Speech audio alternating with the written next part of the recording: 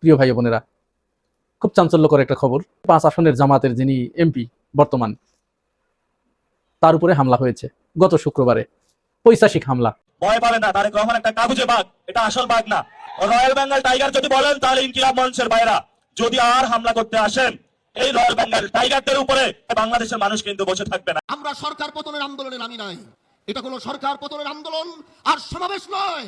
সংসদে বুঝাবার চেষ্টা করেছি, হয়তো বুঝতে পারছেন না বলে আজ জনগণ ময়দানে নেমেছে বুঝাবার জন্য।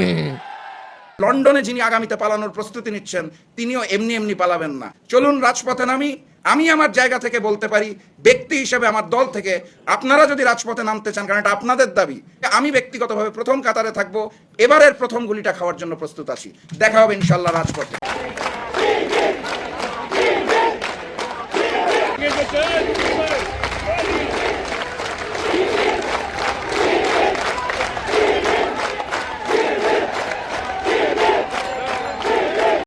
ছাত্রদল আনুষ্ঠানিকভাবে ফেঁসে যাচ্ছে।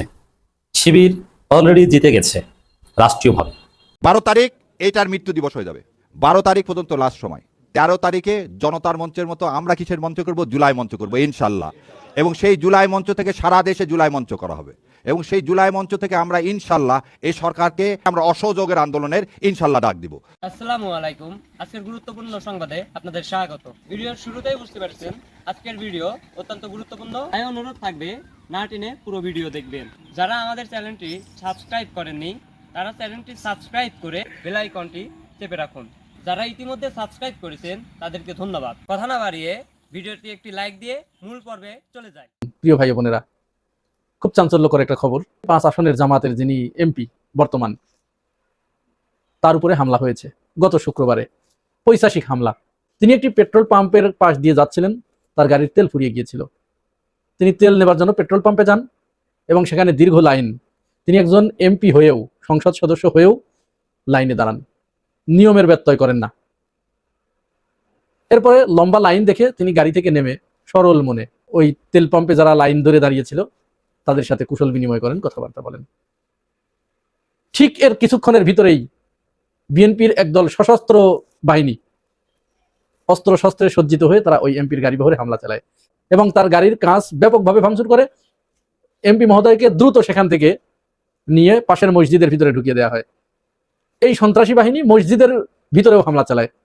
মসজিদের ভিতরে গিয়ে তারা দরজার উপরে লাত্তিগুড়ি মারে, জানালা ভাঙতে চায় এবং এমপির কথা অনুযায়ী যদি তারা মসজিদের দরজা ভাঙতে পারতো তাহলে তাকে হত্যা করতো, মেরে ফেলতো তাকে। হ্যাঁ, এটি নিশ্চিত, তাকে মেরে ফেলতো। এখন এই এমপির উপরে কেন এরকম হামলা হলো, পৈশাচিক হামলা, এরকম নারকীয় হামলা কেন বিএনপির ওই উগ্রবাদী গোষ্ঠীটি করতে গেল? এর পিছনের ভয়ঙ্কর একটি তথ্য, একটি সত্য বেরিয়ে এসেছে। সেই বিষয়টি আমি আপনাদের সাথে শেয়ার করব। তার আগে কেন তারা এই বর্তমান সময়ে এসে জামাত শিবিরের উপরে এরকম হামলে পড়েছে? একটা কারণ আছে না, হঠাৎ করে কেন তারা জামাত শিবিরের উপরে একেবারে হায়নার মতো ঝাঁপিয়ে পড়েছে?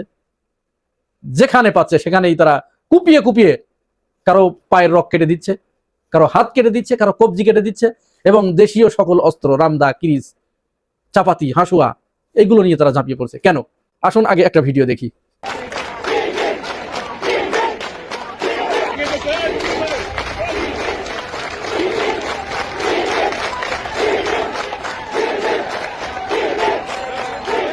এই ভিডিওটা ঢাকা বিশ্ববিদ্যালয়ের গত 3 দিন আগের এই ভিডিওটা। ঢাকা বিশ্ববিদ্যালয় শাখা ছাত্র শিবিরের প্রতিবাদ সমাবেশ। ঢাকা বিশ্ববিদ্যালয় ছাত্র শিবিরের এইরকম অবস্থান তৈরি হয়েছে, এইটা দেখার পরে দেশের আওয়ামী লীগ, বিএনপি এবং বাম রাজনীতি যারা করে তাদের মাথা ঠিক থাকার কথা? মোটেই ঠিক থাকার কথা না। কারণ কি? কারণ ঢাকা বিশ্ববিদ্যালয় হচ্ছে একটা মিনি ক্যান্টনমেন্ট। বলা হয়ে থাকে সেনাবাহিনীর ক্যান্টনমেন্ট আছে উত্তরপাড়া, আর রাজনৈতিক দলের ক্যান্টনমেন্ট হচ্ছে ঢাকা বিশ্ববিদ্যালয়। উত্তরপাড়া যে রাজনৈতিক দলের আন্ডারে থাকে সেই রাজনৈতিক দলের পরাজয় খুব কম ঘটে, আর ঢাকা বিশ্ববিদ্যালয়ের এই ক্যান্টনমেন্টটা যার দখলে থাকে, এই দুইটা যদি কেউ সমন্বয় সাধন করতে পারে তাহলে তাকে আর ক্ষমতা থেকে নামানো যায় না, যেটা করেছিল আওয়ামী লীগ। ঢাকা বিশ্ববিদ্যালয়ে দখলে রেখেছিল ছাত্রলীগকে দিয়ে, আর এই উত্তরপাড়া দখলে রেখেছিল তার অনুগত লোকদের বসিয়ে। তো সেই ঢাকা বিশ্ববিদ্যালয়ে এত জনশক্তি ছাত্র শিবিরের, এটা দেখার পরে তো কারোর মাথা ঠিক থাকার কথা না। এখন আপনারা প্রশ্ন করতে পারেন এই ভিডিও তো 3 দিন আগের, অথচ গ্যাঞ্জাম শুরু হয়েছে আরো 1 সপ্তাহ আগে থেকে। হ্যাঁ, এটা আমরা আপনারা সাধারণ মানুষ যারা, তারা এইগুলোর খোঁজখবর না রাখলেও যারা রাজনীতি করে, গোয়েন্দা সংস্থা, তারা সরকারকে ঠিকই এই বার্তা দেয় যে অমুক জায়গায় আপনার কি অবস্থান এবং অন্যদের কি অবস্থান, এটা তারা জানতো। এবং এই খবর উপর মহলে চলে গিয়েছিল বলেই উপর মহল থেকে তাদেরকে একেবারে কেটে সাইজ করার, যেমন কোনো গাছ যখন বেশি বড় হয়ে যায় কেটে কেটে বনসাই করে রাখে, এই পরিকল্পনা। তো এই রিপোর্ট পাওয়ার পরে তারা যখন দেখলো যে সারা বাংলাদেশের ক্যাম্পাসগুলোতেই একই অবস্থা, যেখানেই ছাত্র শিবির মিছিল করুক না কেন সব জায়গায় তাদের এরকম জনশক্তি তৈরি হয়েছে, তখন তাদের যে স্লোগান সেই স্লোগান নিয়ে মাঠে নামলো। কি স্লোগান? এই স্লোগান কিন্তু ছাত্রলীগ এবং ছাত্রদল, বিএনপি, আওয়ামী লীগ প্রত্যেকেরই একই স্লোগান। আসুন এই যে এই স্লোগানটা 2 দিন আগের স্লোগান একটু শুনুন।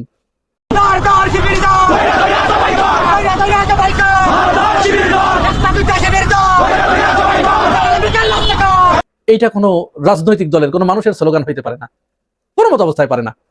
একজন মানুষ, একটা রাজনৈতিক দল, সভ্য মানুষ স্লোগান দেবে ধর ধর অমুককে ধর, ধরে ধরে, এটা হইতে পারে? কোন মানুষ এই স্লোগান দিতে পারে? হয় জঙ্গি না হয় সন্ত্রাসী, এরা ছাড়া এই স্লোগান কেউ দিতে পারে না। জবাই করতে চাচ্ছে, এটা কোন জাতীয় স্লোগান? আবার এই স্লোগানের পরে ইসলামী বিশ্ববিদ্যালয় থেকে দেখুন, ইসলামী বিশ্ববিদ্যালয়ের সভাপতি সেক্রেটারিরা বক্তব্য দিয়েছে, আর ধৈর্যের বাঁধ ভেঙে যাচ্ছে, প্রয়োজনে ফাঁসিতে ঝুলবো, তবুও এই জামাত শিবির রাজাকারদের জবাই করে করে হত্যা করতে হবে। চিন্তা করুন, মানে মানুষের প্রতি ঘৃণাটা কোন পর্যায়ে চলে গেলে তারা এই বক্তব্য দিতে পারে। এদের কাছে জামাত শিবির মানুষই না, তেলাপোকা বা তার চেয়ে নিকৃষ্ট মশা। মশাকে যেমন পিষে মারতে চায়, তেলাপোকাকে যেমন পায়ের তলে ফেলে মারতে চায়, এরা ঠিক সেই বক্তব্য শুরু করেছে। এরা এদেশের জামাত শিবির তো এদেশের বিরাট একটা অংশ রে ভাই। আপনি তার বিরুদ্ধে এইভাবে স্লোগান দেন কি করে? একদম মানুষ কি করে এই স্লোগান দেয় এবং এই বক্তব্য দিতে পারে যে ওকে হত্যা করবো? তাহলে ওই যে মানুষ যে বারবার একটা কথা বলার চেষ্টা করছে যে দুটো একই, তো সেটাই তো সত্যের দিকে চলে যাচ্ছে এই কথা।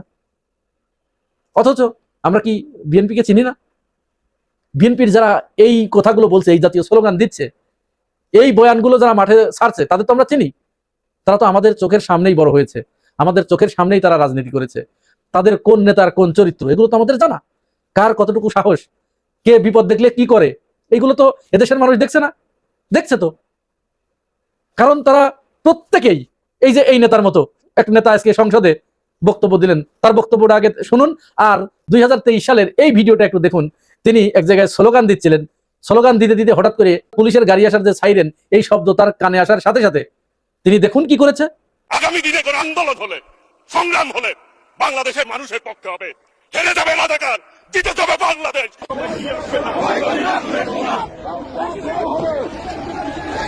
তাহলে আমাদেরকে এইটা বিশ্বাস করতে হবে ওনার সংসদের বক্তব্য আর এইখানের এই চরিত্র, এটা কি একসাথে, এটা কি এক করা যায়? উনি এখন বাঘ হয়ে গেছেন। এই জাতীয় কাপুরুষদের সাহসের গল্প শুনে কেউ উদ্বুদ্ধ হয়? কখনোই হয় না তো। কারণ যার পিছনের চরিত্রটা এরকম, সে যদি ক্ষমতায় আসার পরে তার সবকিছু যখন তার ফেভারে, তখন যদি সে এরকম বক্তব্য দেয়, এই বক্তব্য মানুষ বিশ্বাস করা তো দূরের কথা, তাকে ঘৃণা ভরে প্রত্যাখ্যান করে। কারণ সে বিপদ আসলে আবার যে এরকম করবে না তার কোনো নিশ্চয়তা নেই। যাই হোক, এই মানুষগুলোই এতক্ষণ ধরে আমি যাদের কথা বললাম, এই মানুষগুলো জামাত এমপির উপরে আক্রমণ চালিয়েছে। যদিও সরকার তাদের 10 জনকে, যুবদলের 10 নেতাকর্মীকে গ্রেপ্তার করেছে। তাদের গ্রেপ্তারের পরে একটি তথ্য সোশ্যাল মিডিয়ায়, সামাজিক যোগাযোগ মাধ্যমে খুব ভেসে বেড়াচ্ছে। তাদের উদ্দেশ্য ছিল, তাদের পরিকল্পনা ছিল যে এই জামাত এমপিকে হত্যা করে সেখানে উপনির্বাচনের মাধ্যমে তারা ওই আসনটা বাগিয়ে নেবে। কি ভয়ঙ্কর পরিকল্পনা, এটা আপনারা চিন্তা করতে পেরেছেন? কোন সুস্থ মানুষ এই পরিকল্পনা করতে পারে? এই চিন্তা করতে পারে যে একজন এমপি, ভাই 212-13টা আসন তো হয়ে গেছে, আর কি দরকার? এত আসন কি দরকার? লোভ মানুষকে কোন পর্যায়ে নিয়ে যায় চিন্তা করেন। একজন মানুষকে, একজন সংসদ সদস্যকে, জলজান্ত একজন মানুষকে আক্রমণ করে তাকে হত্যা করে তার ওই আসন শূন্য হবে, সেই শূন্য আসনে উপনির্বাচন হবে। উপনির্বাচন হলে তো নিশ্চিত, এখানে তো আর কোনো কথা নাই। জোর জুলুম করে যেভাবেই হোক ওই আসন তার হয়ে যাবে, তাদের হয়ে যাবে। আর ওই আসনটা পেলেই তো ওখানে যা খুশি, যত ধরনের ইনকাম করা যায় সবকিছু করবে। উদ্দেশ্য তো এটাই। যারা এই ধরনের ঘৃণ্য কাজ করতে পারে তাদেরকে আমরা আর যাই হোক মানুষ বলতে পারি না। ছাত্রদল আনুষ্ঠানিকভাবে ফেসে যাচ্ছে, শিবির অলরেডি জিতে গেছে রাষ্ট্রীয়ভাবে। দর্শক, তদন্তে ছাত্রদলের বিরুদ্ধে চাঞ্চল্যকর তথ্য বেরিয়ে এসেছে। শাহবাগ থানার ভিতরে সাংবাদিকদের যে মারধর এবং ডাকসুর নির্বাচিত প্রতিনিধিদের যে মারধর, যে মব, ছাত্রদল পরিকল্পিতভাবে ঠান্ডা মাথায় কয়েকদিন পরিকল্পনা করে যে মব সৃষ্টি করেছিল, যেটা ইতিহাসের এক কলঙ্কজনক অধ্যায়। কারণ ছাত্রলীগ, আওয়ামী লীগ কোনোদিন থানার মধ্যে মব করে নাই। তারা মবের রাজনীতি করতো না, তারা সরাসরি ফেসিস্ট ছিল। জামাত বিএনপির কাউকে ধরার দরকার হলে প্রথমে তারা নিরিবিলি ধরতো, তারপরে আচ্ছা মতো সারা রাত পেটাতো, তারপরে পুলিশকে খবর দিত। আওয়ামী লীগ ছাত্রলীগের সময় আওয়ামী লীগ ছাত্রলীগের শত নির্যাতনের মধ্যে পুলিশ ছিল মার না খাওয়ার একটা ভরসাস্থল, যে পুলিশ এবার ধরে নিয়েছে, এবার আমাকে মারবে না। ঢাকা বিশ্ববিদ্যালয়ের কথা বলছি, আমি অন্য জায়গার কথা বলছি না। যেমন ঢাকা বিশ্ববিদ্যালয়ে যদি শিবির কিংবা ছাত্রদল ধরতে পারতো ছাত্রলীগ, তাহলে রাতে ধরতে পারলো, সারা রাত মারতো, অনেকের হাত পা ভেঙে দিত, পঙ্গু করে দিত। তারপরে সকালের দিকে প্রক্টোরিয়াল বডিকে ডাকতো, হাউস টিউটরদের ডাকতো, প্রভোস্টদের ডাকতো, তারা শাহবাগ থানার পুলিশ খবর দিয়ে পুলিশে দিয়ে দিত। আর যারা মার খেত, আমি দেখেছি অনেক ছাত্রদল, শিবির এবং অনেককে আমরা রক্ষাও করেছি, বিশেষ করে ছাত্রদল অনেককে রক্ষা করেছি। I remember that. তারা যখন ধরা খেতেন এবং মার খেতেন, তখন আশা করতেন কত দ্রুত পুলিশ আসবে, দ্রুত পুলিশ আসলে তারা মার থেকে বাঁচতে পারবেন। কারণ দ্রুত পুলিশ আসলে পুলিশ তাদেরকে নিয়ে যাবে, শাহবাগ থানায় রেখে তারপরে সন্ত্রাস বিরোধী আইনে কিংবা বিস্ফোরক দ্রব্য আইনে একটা মামলা দিয়ে জেলে পাঠিয়ে দিবে, তারপর একটা পর্যায়ে জামিন হয়ে যাবে। কিন্তু যতক্ষণ ছাত্রলীগের হাতে থাকবে ততক্ষণ পর্যন্ত ভয়ানক মার খেতে হবে। আওয়ামী লীগের সময়ও পুলিশ, শাহবাগ থানা এগুলো ছিল মার খাওয়ার টার্মিনেশন। আর এখন শাহবাগ থানার ভিতরে বসে সাংবাদিকদের কানের পর্দা ফাটিয়ে দেওয়া হয় আর নির্বাচিত প্রতিনিধিদের দাঁত ভেঙে দেওয়া হয়। আপনি বুঝতে পারছেন কোন মবক্রেসির মধ্যে আছেন এবং কোন অসভ্য রাষ্ট্রে আপনি বসবাস করছেন, যে রাষ্ট্রের আইন শৃঙ্খলা বলতে কিছু নাই। থানার ভিতরে বসে আপনাকে মারলো, সমস্ত কিছুর সিসিটিভি ফুটেজ আছে, কিন্তু পুলিশ বলছে যে না, সিসিটিভি ফুটেজ দেওয়া যাবে না। আবার সব তথ্য প্রমাণ নিয়ে গেলেন, থানার ভিতরে বসে আপনাকে মারলো। আপনি মামলা নিতে গেলেন হসপিটাল থেকে এসে, বলে যে মামলা নেওয়া যাবে না, উপরে নিষেধ আছে। এটা কি মগের মুল্লুক না মবের মুল্লুক? এটা কি কোনো সভ্য রাষ্ট্র বলা যায়? নেভার। কোন জুলুমতন্ত্র চলছে বাংলাদেশে? পুলিশ মামলা নিবে না, ঠিক আছে, পুলিশ মামলা নিয়ে তদন্ত করুক, না তাও করবে না। এবং অসহায় আত্মসমর্পণ পুলিশের, কোনো ব্যাখ্যা দিতে পারছে না। পুলিশের হাত পা কাঁপছে, তাদের মধ্যে একটা অজানা আতঙ্ক বিরাজ করছে। এরকম অজানা আতঙ্ক নিয়ে মিস্টার তারেক রহমান আপনি দেশ চালাতে পারবেন? আপনি ধরা খাবেন, আপনার পতন হবে। তো দর্শক, তদন্তে উঠে এলো হামলাকারী 22 ছাত্রদল নেতাকর্মীর নাম। এর মাধ্যমে ছাত্রদল আনুষ্ঠানিকভাবে ফেসে গেল। আর শিবির নেতাকে তো শাহবাগ থানা এবং থানা পুলিশ আটকিয়েছিল, পরে রাষ্ট্রীয় ফ্যাক্ট চেকিং প্রতিষ্ঠান চেক করে দেখেছে না, শিবির নেতা এই ধরনের কোনো নোংরা বক্তব্য দেননি ফেসবুকে। তার নামে ছাত্রদল কিংবা ছাত্রলীগের লোকজন ভুয়া ফটোকার্ড তৈরি করে তাকে হয়রানি স্বীকার করেছে। শিবির রাষ্ট্রীয়ভাবে পুলিশই, এবং পুলিশ কিন্তু শেষ পর্যন্ত ছেড়ে দিয়েছে, পুলিশ নির্দোষ প্রমাণিত হয়ে মুক্ত হয়ে এসেছে এবং শিবিরের ছেলেরা সেটা বিজয় উদযাপন করেছে, তারা ভি চিহ্ন দেখিয়েছে। এবং পরবর্তীতে যত তদন্ত, কোথাও শিবিরের ছেলেদের এক বিন্দু পরিমাণ সম্পৃক্ততা, দোষ প্রমাণিত হয়নি। আর সাংবাদিক হামলায়, ডাকসু নেতাদের উপর হামলায়, সমস্ত হামলায় সন্দেহাতীতভাবে ছাত্র দলের গুরুত্বপূর্ণ পদধারী 22 জন নেতার সম্পৃক্ততা অলরেডি পাওয়া গেছে। আরো অনেকের সম্পৃক্ততা আছে, কিন্তু শাহবাগ থানা কর্তৃপক্ষ সিসিটিভি ফুটেজ দেয়নি বলে অনেকে চিহ্নিত করা যায়নি। কিন্তু 22 জনের একবারে নাম, এলাকা, সেশন, ডিপার্টমেন্ট, হল, ছাত্র দলে তার পদ পদবি একদম পরিপূর্ণ সবকিছু পাওয়া গেছে। এখন শিবিরের সাথে আর সাংবাদিকদের সাথে লাগতে এসছে, সাংবাদিকদের গুপ্ত ট্যাগ দিয়ে পিটান। এবার মজা বুঝো বাবারা, তোমরা কারা কারা হামলা করেছো? বিশ্ববিদ্যালয়ের সমস্ত গ্রুপগুলোতে তাদের নাম পৌঁছে যাবে, ছবি সহ। সোশ্যাল মিডিয়ায় তাদের ছবি সহ নাম পৌঁছে যাবে, এক একজনের জন্য এক একটা অথবা অনেক ফটোকার্ড বানানো হবে।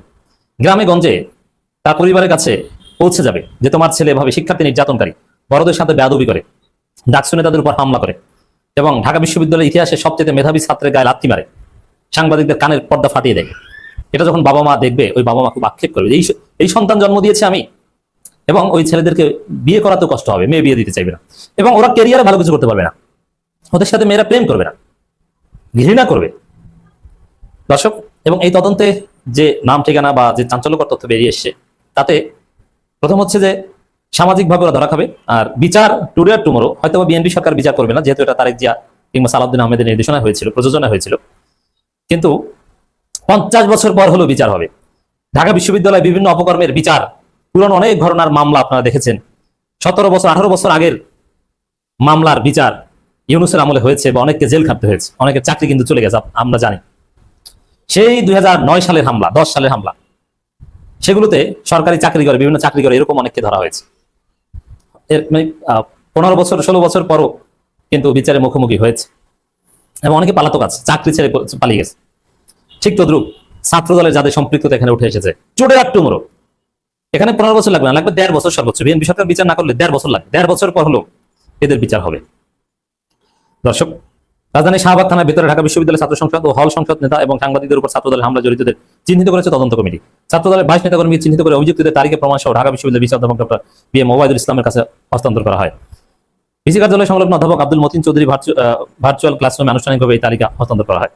এর আগে গত 23 এপ্রিল সন্ধ্যার পর শাহবাগ হামলা ঘটনা ঘটে। পরদিন 24 এপ্রিল এই তদন্ত কমিটি গঠন করা হয়। সামাজিক যোগাযোগ মাধ্যমে একাধিক ফুটেজ বিশ্লেষণ করে 22 জনকে হামলার সাথে সরাসরি সম্পৃক্ততা পাওয়া গেছে। হামলাকারীদের বিস্তারিত তথ্য ফুটেজ সহ দাবি প্রশাসনকে দেওয়া হয়েছে। এর মানে জাস্ট লিখিত তদন্ত না, ফুটেজ সহ প্রমাণ। এই সময় নাকসি বিপি সাদিকা মনোনয়ন নেতারা উপস্থিত ছিলেন। অপরদিকে বিশ্ববিদ্যালয় প্রশাসনের পক্ষ প্রবিসি কোষাধ্যক্ষ এবং সকল হলের প্রভোস্টগণ উপস্থিত ছিলেন। এক জাঁকজমকপূর্ণ অনুষ্ঠানের মধ্য দিয়ে এই তদন্ত প্রতিবেদন গৃহীত হলো। ডাকসুর তদন্ত কমিটিতে বলা হয়েছে, ঘটনাস্থলে সিসিটিভি ফুটেজ দিতে শাহবাগ থানা পুলিশ অস্বীকৃতি জানানোয় মামলা জড়িতদের থাকা সত্ত্বেও অনেককে শনাক্ত করা সম্ভব হয়নি। তবে তাদের শনাক্ত করার চেষ্টা করছে ডাকসু। কেউ বাঁচতে পারবে না। ওদের 14 গোষ্ঠীর তথ্য পরিচয় সব বের করে আনা হবে। ছাত্রদল এদেরকে বহিষ্কার করতে বাধ্য হবে। তবে পর্যাপ্ত বিচার হয়তো 1.5 বছর লাগবে। হামলাকারীদের নাম আমি বিস্তারিত এখানে আসি না, কারণ ওটা আমার উদ্দেশ্য নয়। তবে ঢাকা বিশ্ববিদ্যালয়ের ছেলেরা যেখানে যেখানে নাম ছবি সব প্রচার করা দরকার ওটা পৌঁছে দিবে।